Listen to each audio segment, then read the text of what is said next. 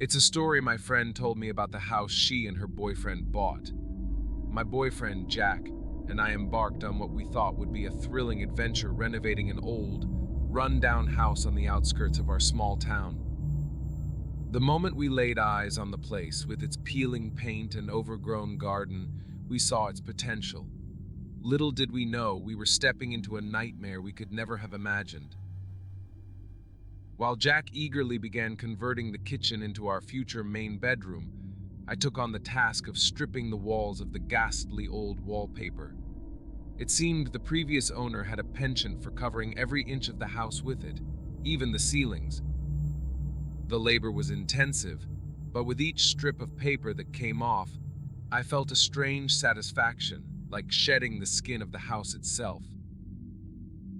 As I worked, I found myself engrossed in a peculiar game of sorts, trying to peel off the longest strips possible. It was oddly therapeutic, a distraction from the growing sense of unease that gnawed at the edges of my mind. But it wasn't long before my innocent game took a chilling turn. In the midst of my wallpaper removal frenzy, I noticed something strange: a name and a date scrawled beneath a corner section of paper in every room. Curiosity piqued, I couldn't resist the urge to investigate further. Turning to the internet, I Googled the names, expecting to find nothing more than a coincidence. But what I discovered left me paralyzed with shock. The names belonged to missing people, and the dates matched the day they disappeared. A cold dread settled in the pit of my stomach as I realized the horrifying truth: this house held secrets darker than we could have ever imagined. Panic rising, I immediately contacted the authorities, my hands trembling as I relayed the chilling discovery. Within hours, the police descended upon our home, their presence only serving to heighten the tension that hung heavy in the air. I watched in silence as the crime scene team combed through the house, their expressions grim. And then I overheard one of them mutter the words that would haunt me for the rest of my days: "Yeah, it's human." My heart pounding in my chest, I approached the nearest officer, my voice barely above a whisper. "What do you mean, human?" I demanded, my mind reeling with horrifying possibilities. The officer's gaze hardened as he turned to face me, his expression grim. "Miss, where is all the material you removed?" he asked, his tone grave. Confusion clouded my thoughts as I struggled to comprehend his question. "What do you mean, material?" I stammered, my mind racing. And then realization dawned like a bolt of lightning striking through the darkness. The wallpaper, every strip I had painstakingly peeled from the walls, it wasn't wallpaper at all. With a sinking feeling in the pit of my stomach, I led the officers to the pile of discarded material in the backyard. As they sifted through the debris, horror etched into every line of their faces, I felt bile rise in my throat.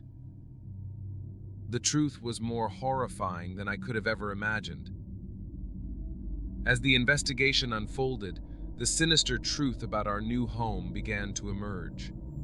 The previous owner, a recluse known for their eccentricities, had used the skin of their victims to wallpaper the house. Each strip of paper I had so eagerly peeled away was, in reality, a macabre trophy, a testament to the lives that had been lost within these walls.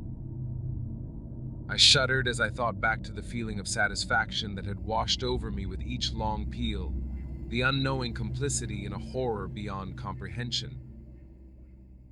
In the weeks that followed, Jack and I made the difficult decision to leave the house behind, unable to bear the weight of its dark history any longer.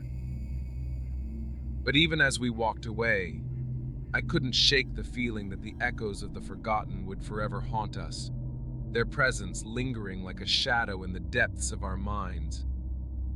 Leaving the house behind didn't bring the closure we had hoped for.